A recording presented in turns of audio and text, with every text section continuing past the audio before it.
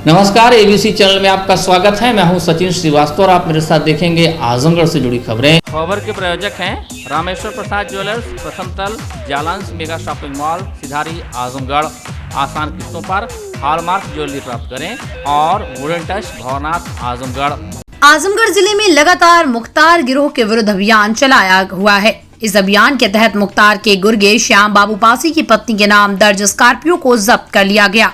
मुख्तार के गुर्गों के खिलाफ लगातार कार्रवाई की जा रही है। इस अभियान के तहत लगातार संपत्ति जब्त की जा रही है। जिले के तरवा थाना क्षेत्र में दर्ज मुख्तार गिरोह के खिलाफ मामले में श्याम बाबू पासी भी शामिल था और इस समय जेल में है। एसपी सुधीर सिंह ने बताया कि गैंगस्टर ने स्कॉर्पियो गाड़ी अपनी पत्नी सावित्री के नाम खरीदी थी। कल ही आजमगढ़ पुलिस ने मुख्तार गिरोह के अर्जुन कनौजिया की संपत्ति जब्त की थी। एसपी का कहना है कि यह अभियान लगातार चलता रहेगा। इसके साथ ही जिले में मुख्तार की संपत्तियों के बारे में जानकारी जुटाई जा रही है। 27 अगस्त को आजमगढ़ जिले में अपराध की समीक्षा करने आए वाराणसी रेंज के एडीजी ब्रिजभूषण शर्मा ने अपराधियों के खिलाफ अभियान चलाकर कार्रवाई करने के निर्देश दिए थे। एडीजी ने अपराधियों के खिलाफ गैंगस्टर एक्ट के तहत कार्रवाई करने का निर्देश देते हुए बताया था कि जिले के अपराधी ध्रुव कुमार सिंह कुंटू की 18 करोड़ की अधिक से संपत्ति जब्त की जा चुकी है। के खिलाफ लगातार आजमगढ़ पुलिस कार्रवाई कर रही है और जो उनकी प्रॉपर्टीज़ हैं उनका सीजर करने के जो चल संपत्ति है उन्हें गैंगस्टर एक्ट के तहत की धाराओं के तहत जब्त करने की कार्रवाई कर रही है। क्रम में श्याम बाबू पासी जो कि उस गैंग का एक सक्रिय मेंबर है, उसकी एक स्कॉर्पियो जो कि उसने इस अवैध क्राइम से जो अर्जित संपत्ति है उससे खरीदी थी उसको जब्त किया गया है और उसके सीजर की कार्रवाई 14 के अंतर्गत कराई जा रही है। जनपद के नोडल अधिकारी प्रमुख सचिव समाज कल्याण एवं अल्पसंख्यक कल्याण विभाग के रविंद्र नायक ने सोमवार को अपने भ्रमण कार्यक्रम के आखिरी दिन नगरपालिका आजमगढ़ में स्थित एलवल मोहल्ले की सफाई व्यवस्था, कन्या प्राथमिक पाठशाला का निरीक्षण एवं प्रधानमंत्री आवास के लाभार्थी से मुलाकात कर आवश्यक जानकारी प्राप्त की। उन्होंने प्रधानमंत्री आवास के लाभार्थी से कैसे आवेदन किया, क्या काम करते हैं तथा किसी ने आवास दिलाने के बदले कुछ का मांग किए जाने के संबंध में जानकारी प्राप्त की। उन्होंने लाभार्थी से कहा कि यह आवास पूरी तरह से निःशुल्क है तथा किसी को कुछ भी देने की आवश्यकता नहीं है। नोडल अधिकारी ने मोहल्ले के निरीक्षण के दौरान अधिशासी अधिकारी नगरपालिका आजमगढ़ को लगातार साफ सफाई कराने के निर्देश दिए। उन्होंने कहा कि लगातार नालियों की सफाई कराते रहें, दवाओं का छिड़काव किया जाए, ब्लीचिंग पाउडर का छिड़काव एवं फॉगिंग कार्य लगातार किया जाना सुनिश्चित करें। उन्होंने अधिशासी अधिकारी नगरपालिका आजमगढ़ को टूटी फूटी नालियों की तत्काल मरम्मत कराने के निर्देश दिए। मोहल्ले वालों द्वारा बिजली केबल की समस्या से अवगत कराने पर नोडल अधिकारी ने मुख्य विकास अधिकारी को बिजली विभाग के अधिकारी से बात कर तत्काल समस्या को दूर कराने के निर्देश दिए। देखिए, नाली को सब लोग पूरा कब्जा किए हुए हैं नाली को, जिसको समय समय से सफाई होना जरूरत है और इसमें जनता के सहयोग नगर पालिका के लिए होना चाहिए। दूसरा, ये बिजली के तार सब मकर जाल के रूप में सब उलझन में फंसी हुई है और कभी भी उसके खतरा होगा और कई लोग को बिजली का समस्या भी है, कई खंभे नहीं गई है, तार नहीं गई है, वो भी किया जाने की ज़रूरत है। और यहाँ जो स्कूल संचालित है उसमें बच्चों को यहाँ के मोहल्ले वाले या अड़ोस पड़ोस वाले सरकारी स्कूल में ज्वाइन करने की जो ज़रूरत है और विधिवत संचालन हो, स्कूल की कमियाँ है।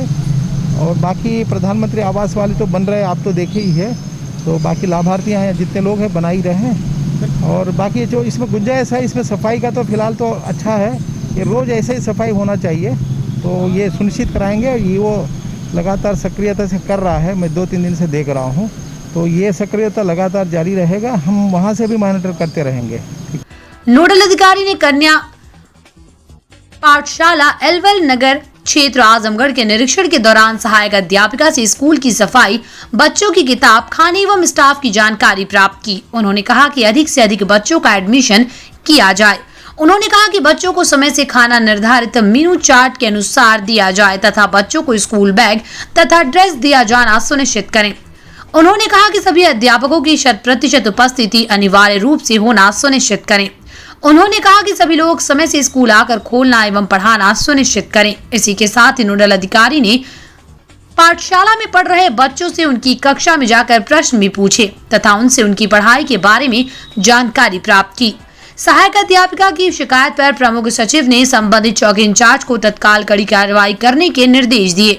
उन्होंने कहा कि जो भी अवांछित तत्व स्कूल परिसर में गलत हरकत करें, उनके खिलाफ कड़ी कार्रवाई करना सुनिश्चित करें।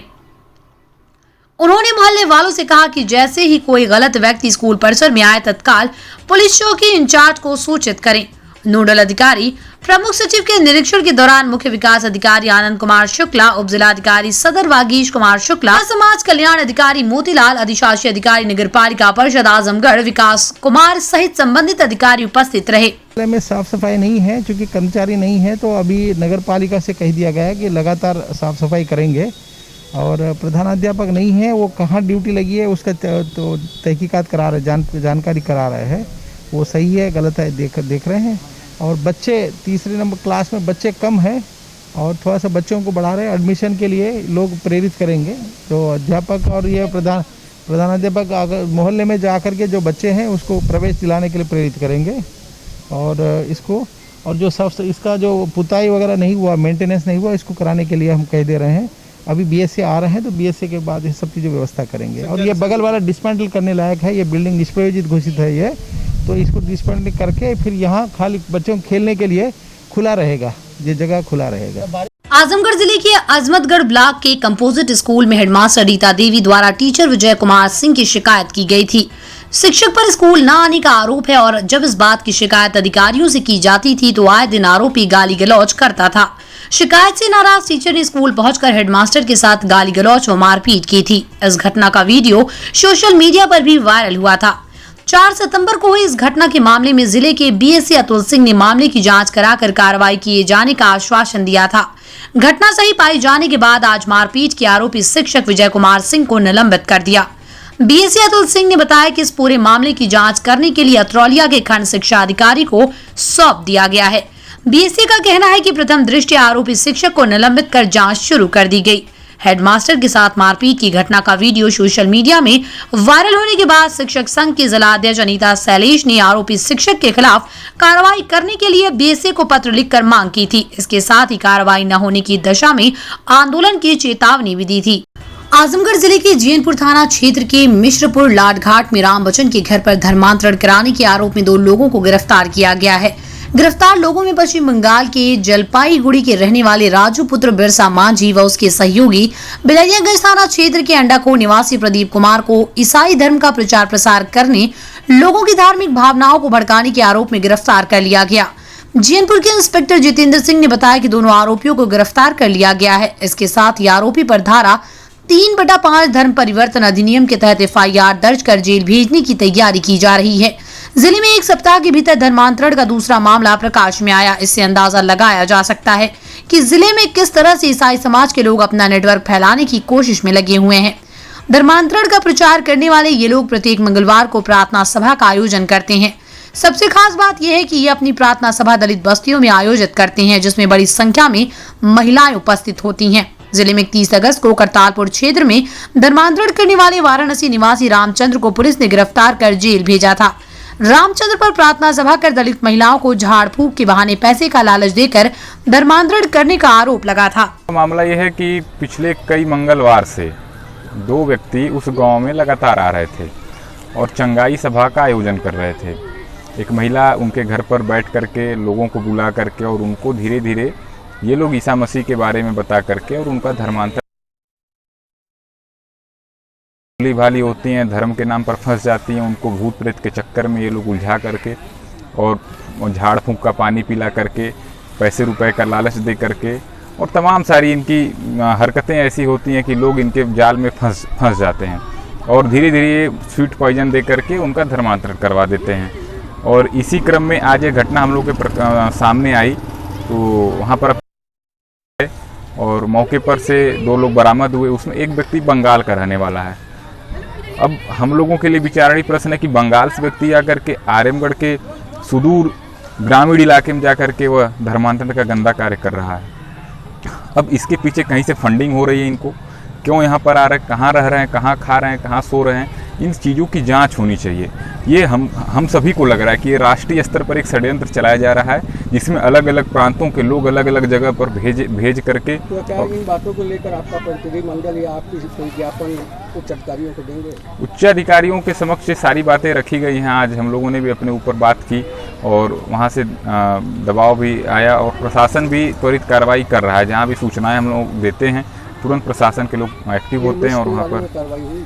हाँ मुकदमा लिखा गया है, 2 लोग गिरफ्तार हो गए हैं और जेल भी भेज दिए जाएंगे शीघ्र ही। आगे भी जो भी कानूनी कार्रवाई होगी वह सुचारू रूप से हो रही है। राष्ट्रीय पोषण दिवस के अवसर पर पोषण माह की शुरुआत की गई। आजमगढ़ में कलेक्ट्रेट के सामने डीएम राजेश कुमार ने हरी झंडी दिखाकर इस माह की शुरुआत की। इस दौरान आंगनबाड़ी कार्यकर्ता व अन्य महिला स्वयं सहायता समूह भी सदस्य मौजूद रहीं। इस दौरान पोषण की महत्ता को लेकर आंगनबाड़ी कार्यकर्ताओं की तरफ से कलेक्ट्रेट के सामने कई रंगोलियों को भी सजाया गया। शासन के निर्देश पर प्रदेश के प्रत्येक जनपद में पोषण माह की शुरुआत हो रही है। इसी क्रम में आजमगढ़ में भी कार्यक्रम की विधिवत शुरुआत हुई। पोषण नौनिहालों के लिए कितना जरूरी है, इसी को लेकर जागरूकता अभियान चलाया जाएगा। सभी आंगनबाड़ी केंद्रों पर बच्चों के वजन नापे जाएंगे और उनके खान पान, न्यूट्रिशन, स्वास्थ्य की जांच की जाएगी। आजमगढ़ में पिछले कुछ दिनों में कुपोषण के शिकार बच्चों की शिकायत मिलने के बाद अभियान चलाकर और बस्ती व गांव को गोद लेकर इसमें सुधार का प्रयास किया गया था, लेकिन ये सतत प्रक्रिया है। इसी उद्देश्य को लेकर ये प्रोग्राम चलाया जा रहा है। डीएम ने बताया कि बच्चों के अच्छे भविष्य के लिए उनके खान पान पर ध्यान देना बहुत जरूरी है और इसमें खान की वैरायटी भी होनी चाहिए।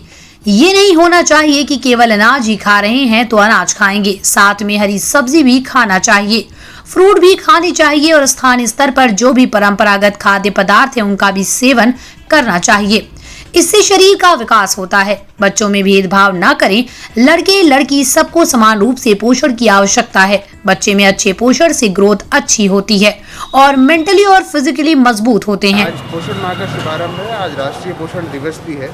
इसके तहत विभिन्न कार्यक्रम जनपद में रहेंगे और जो हमारी आंगनबाड़ी कार्यकर्त्रियाँ हैं उनके यहाँ जो भी सभी बच्चों का वजन और बाकी न्यूट्रिशन वगैरह देखा भी जाएगा और जागरूकता भी करी जाएगी कि पोषण कितना आवश्यक है।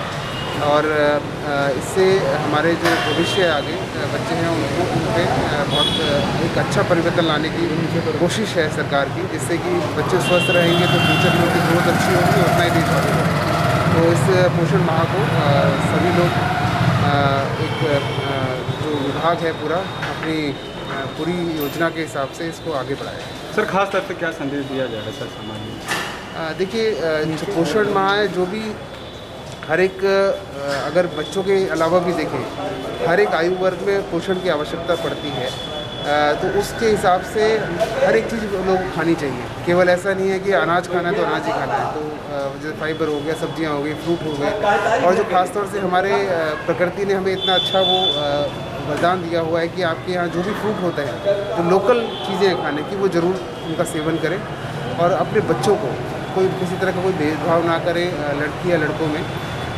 जितना पोषण शुरू में चाहिए आपको, शुरू के वर्षों में बच्चों को वो पोषण आप सही देंगे तो बच्चा मेंटली और फिजिकली दोनों तरह से ग्रो करेगा और आपका नाम रोशन ही करेगा। आजमगढ़ शहर कोतवाली क्षेत्र के सिविल लाइन में स्थित रिलायंस ट्रेंड्स शॉपिंग मॉल के पार्किंग में खड़ी कर्मचारी की अपाचे बाइक 2 अज्ञात चोर चुरा ले गए।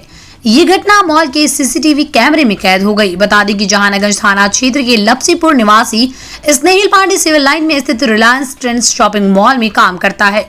सुबह वह घर से अपाचे बाइक द्वारा काम पर आया और मॉल की पार्किंग में अपनी बाइक खड़ी कर ड्यूटी करने चला गया। जब वो लंच टाइम में वापस आया तो देखा उसकी बाइक मौके पर नहीं है, जिसके बाद पीड़ित ने अपने साथियों को सूचना दी और सीसीटीवी फुटेज को खंगाला गया, जिसमें दिखाई दे रहा है 2 व्यक्ति जो अपना चेहरा ढके हुए हैं, पार्किंग में एक साथ आते हैं और अपाचे बाइक लेकर रफू चक्कर हो जाते हैं।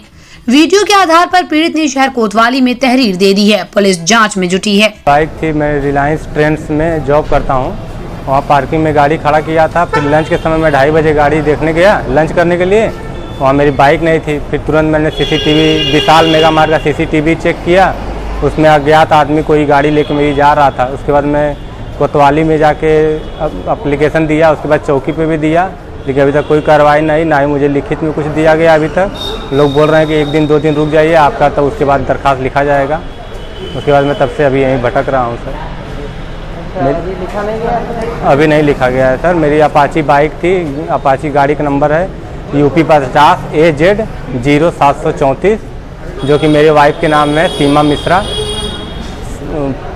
मेरा नाम है स्नेहिल पांडे, ग्राम पोस्ट लपसीपुर, थाना जहानागंज। जिला आजमगढ़। क्या चाहते हैं? मैं यही चाहता हूँ मेरी जल्द से जल्द मुकदमा दर्ज कर उस पर कार्रवाई किया जाए। उच्च अधिकारियों से मेरा यही निवेदन है कि उचित से उचित कार्रवाई कर मुझे गाड़ी उपलब्ध कराया जाए। भादी अमावस्या के शुभ अवसर पर श्री रानी सती श्याम भक्त मंडल द्वारा स्थानीय मारवाड़ी धर्मशाला में भक्ति संध्या का भव्य आयोजन किया गया।